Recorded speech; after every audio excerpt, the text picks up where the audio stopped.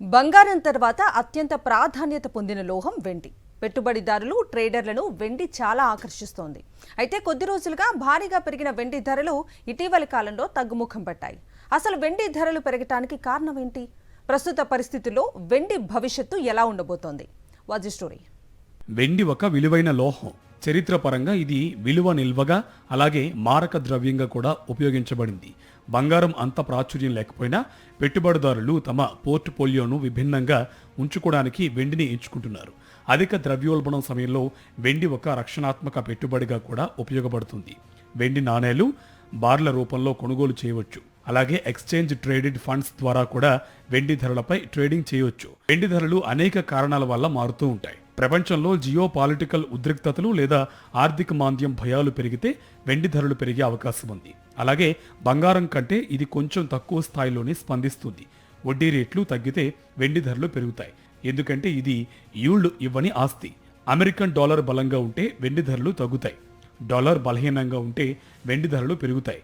అదనంగా పెట్టుబడి డిమాండ్తో పాటు వెండి మైనింగ్ మరియు సరఫరా, సిల్వర్ రీసైక్లింగ్ వంటి అంశాలు కూడా ధరలను ప్రభావితం చేస్తాయి. వెండిని కేవలం అలంకరణకు మాత్రమే కాదు, పరిశ్రమల్లో సైతం సిల్వర్ను విస్తృతంగా ఉపయోగిస్తారు.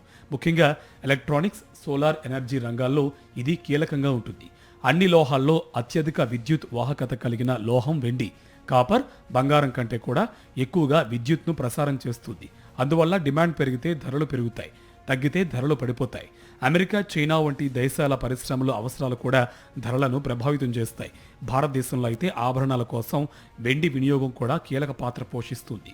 వెండి ధరలు సాధారణంగా బంగారం ధరలను అనుసరిస్తాయి. బంగారం పెరిగితే వెండి కూడా పెరుగుతుంది. గోల్డ్ సిల్వర్ రేషియో ద్వారా ఈ రెండు లోహాల మధ్య విలువను అంచనా వేయొచ్చు. రేషియో ఎక్కువగా ఉంటే వెండి తక్కువగా విలువైందిగా భావిస్తారు. రేషియో తక్కువగా ఉంటే బంగారం తక్కువగా విలువైందిగా భావించే అవకాశం ఉంటుంది. ప్రస్తుతం అంతర్జాతీయ మార్కెట్లో వెండి ధరలు $75 పరిధిలో స్థిరంగా ఉన్నాయి. అమెరికా, ఇరాన్ చర్చల ఫలితాల కోసం పెట్టుబడిదారులు వేచి చూస్తున్నారు. అలాగే అమెరికా మార్చి నెల ద్రవ్యోల్బణ గణాంకాలపై కూడా మార్కెట్ దృష్టి ఉంది. అమెరికా ఫెడరల్ రిజర్వ్ విధానాలపై కూడా వెండి ధరలు ఆధారపడి ఉంటాయి. ఫెడ్ కఠిన విధానాలు అవలంబిస్తే వెండి వంటి ఈల్డ్ లేని ఆస్తులపై ఒత్తిడి పడుతుంది. మరోవైపు సడలింపులు ఉంటే వెండి ధరలకు మద్దతు లభిస్తుంది. మొత్తానికి వెండి ధరలు ప్రపంచ రాజకీయాలు, ఆర్థిక పరిస్థితులు, పరిశ్రమల డిమాండ్, డాలర్ బలం వంటి అనేక అంశాలపై ఆధారపడి మారుతున్నాయి. ఇక అమెరికా, ఇరాన్ చర్చల తర్వాత వెండి ధరల్లో మరోసారి చలనం కనిపించే అవకాశాలు ఉన్నాయి.